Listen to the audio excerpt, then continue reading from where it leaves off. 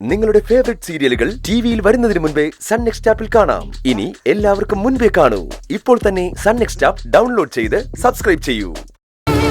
ആ അവസ്ഥ പ്രിയൻചേട്ടന് വന്നിരുന്നെങ്കിലോ? ഞങ്ങൾക്ക് നഷ്ടപ്പെടാൻ പോകുന്നത് കുറച്ച് ഭൂമിയാ. പ്രിയൻചേട്ടൻ ഈ ആധാരം പണയം വെച്ച ലോൺ എടുത്താല് കാലക്കേടിന് എന്തെങ്കിലും സംഭവിച്ചു പോയാ പ്രിയൻചേട്ടന് നഷ്ടപ്പെടുക. കിടപ്പാടോ അമ്മയും അനുജത്തെയും കൊണ്ട് പ്രിയൻചേട്ടൻ എങ്ങോട്ട് പോവും? ദയവ് ചെയ്ത് ഇതുപോലുള്ള അബദ്ധങ്ങള് പ്രിയൻചേട്ടൻ ഒരിക്കലും ചെയ്യരുത്. തെറ്റാണെന്ന് അറിഞ്ഞുകൊണ്ട് തന്നെയാ ഞാനിത് ചെയ്തത്. അമ്മയോട് മനസ്സുകൊണ്ട് മാപ്പിരുന്നിട്ടാ ഞാൻ ആ ആധാരം കട്ടെടുത്തത്. നീ കരയുന്നത് കണ്ടിട്ട് സഹിക്കാൻ പറ്റാഞ്ഞിട്ടാ ഞാൻ അങ്ങനെ ചെയ്തത്.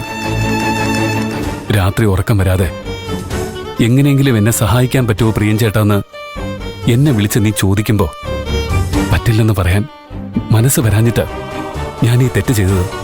എനിക്കിപ്പോഴും കുറ്റബോധമില്ല. നിന്നെ സഹായിക്കാൻ എന്താ ഒരു വഴി എന്ന് തന്നെയാ ഞാൻ ഇപ്പോഴും ആലോചിക്കുന്നത്. പ്രിയൻചേട്ടൻ എനിക്ക് ഒരുപാട് സഹായങ്ങൾ ചെയ്തു തന്നിട്ടുണ്ട്. അമ്മയും അനിയത്തെയൊക്കെ പറ്റിച്ചോണ്ട് പ്രിയൻചേട്ടൻ എന്നെ സഹായിക്കരുത്. ശരിയാണ്, എനിക്ക് 10 ലക്ഷം രൂപ വേണം. അത് കിട്ടിയില്ലെങ്കിൽ ബാക്കിയുള്ള ഭൂമി പോലും കൈവിട്ടു പോവും. അച്ഛനത് ഒരു തീരാ വേദനയായിരിക്കും. എന്ന് വെച്ച് മറ്റുള്ളവരെ കഷ്ടത്തിലാക്കിക്കൊണ്ട് എനിക്ക് ആ ഭൂമി തിരിച്ചു പിടിക്കണ്ട. ആധാരം ഇപ്പൊ തന്നെ എടുത്തെടുത്ത് കൊണ്ടുപോയി വെക്ക്. നീ പറയുന്നെല്ലാം എനിക്ക് മനസ്സിലാവുന്നുണ്ട്. എന്നോടും എന്റെ വീട്ടുകാരോടുമുള്ള സ്നേഹം കൊണ്ടാണ് നീ ഇങ്ങനെയൊക്കെ പറയുന്നതെന്നും എനിക്കറിയാം. പക്ഷെ പാറു, ഇനി ഒരു ദിവസം മാത്രമേ ബാക്കിയുള്ളൂ നിനക്ക് ആ ഭൂമി തിരിച്ചു പിടിക്കാൻ. ആധാരം പണയം വെച്ച് ലോൺ എടുത്താൽ 20 or 25 വർഷം കഴിഞ്ഞ് ആ ആധാരം തിരിച്ചെടുത്താൽ മതി. എന്റെ അമ്മയും അനിയത്തിയും വഴിയാധാരമാവില്ല. എല്ലാം ആലോചിച്ചിട്ട് തന്നെയാ ഞാൻ ഇങ്ങനൊരു തീരുമാനം എടുത്തത്.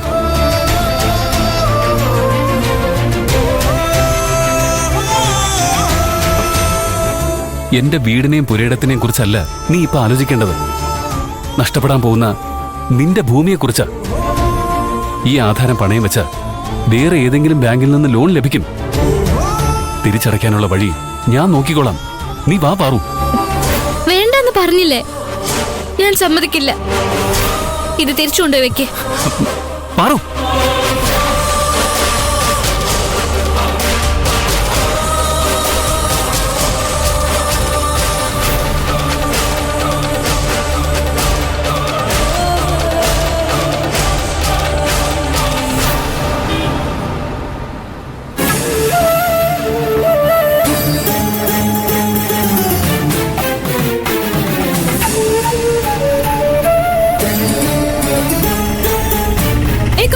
ചേട്ടാ വണ്ടി നിർത്താം.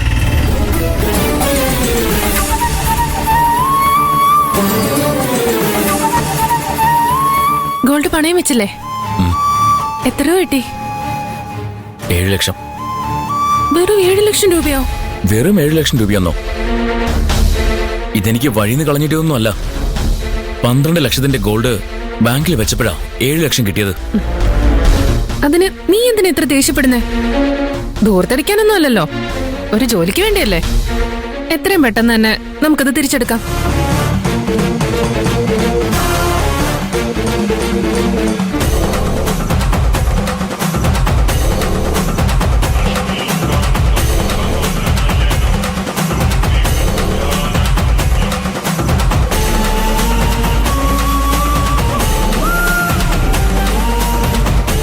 ഇപ്പൊ തന്നെ നമുക്ക് ട്രാവൽ ഏജൻസിയിൽ പോയി പണം അടയ്ക്കണം. വാ കേറ്.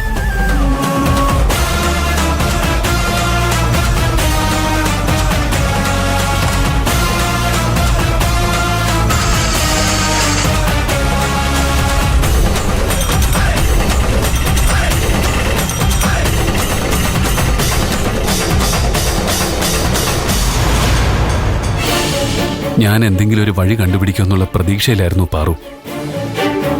അവളെ വിശ്വസിച്ച അവളുടെ വീട്ടുകാർ നിൽക്കുന്നത്. വീട്ടിൽ നിന്ന് കോള് വന്ന അവൾ അപ്പൊ തന്നെ എന്നെ വിളിക്കും. പൈസ അറേഞ്ച് ചെയ്യാൻ കഴിയുമല്ലോ എന്ന് ചോദിച്ചുകൊണ്ട്, ഒന്നുകൊണ്ടും പേടിക്കണ്ടെന്ന് പറഞ്ഞുകൊണ്ട് ഞാൻ അവൾക്ക് ധൈര്യം നൽകുകയും ചെയ്തു. ഞാൻ അവളെ പറഞ്ഞു പറ്റിച്ചതുപോലെ ആയില്ലേ? നീ ശ്രമിച്ചതല്ലേ? സ്വന്തം വീടിന്റെ ആധാരം പണയം വെച്ച് ആരെങ്കിലും മറ്റുള്ളവരെ സഹായിക്കോ? നീ അതിന് പോലും തയ്യാറായില്ലേ? അവസാന നിമിഷം അത് പാളിപ്പോയത് നിന്റെ കുറ്റമല്ലല്ലോ.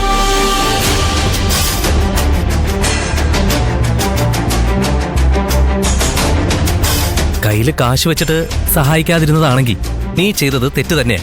പക്ഷേ നിന്റെ കയ്യിലും ഇല്ലല്ലോ. എന്നിട്ടും നിന്നെ കൊണ്ട് കഴിയുന്നത് പോലെയൊക്കെ അവളെ സഹായിക്കാൻ ശ്രമിച്ചു. അതിൽ കൂടുതൽ നിനക്ക് എന്താടാ ചെയ്യാൻ കഴിയുക? ആ ഭൂമി കൂടി നഷ്ടപ്പെടാനായിരിക്കും ആ കുടുംബത്തിന്റെ യോഗം. അതുകൊണ്ടായിരിക്കും എല്ലാ വഴികളും അടഞ്ഞു പോകുന്നത്. ആ ഭൂമി കൂടി നഷ്ടപ്പെട്ടു പോയാ അത് ആ കുടുംബത്തിന്റെ യോഗമൊന്നുമല്ല, എന്റെ കഴിവുകേടാ. സഹായിക്കാൻ ഞാനുണ്ട് എന്ന വിശ്വാസത്തിലല്ലേ അവൾ അവളുടെ സങ്കടങ്ങൾ എന്നോട് പറഞ്ഞത്.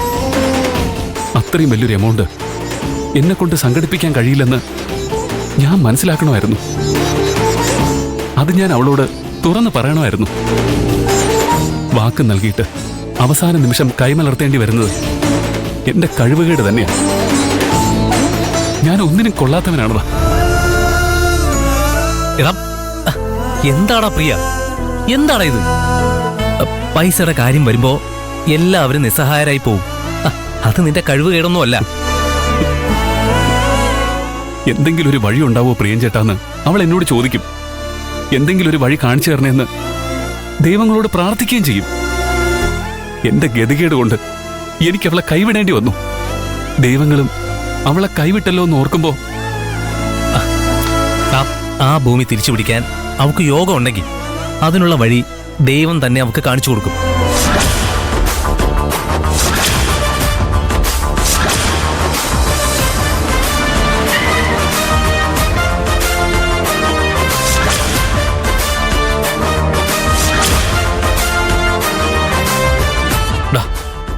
കൈലാഷ് സാർ വരുന്നു, നീ കണ്ണുടക്കി.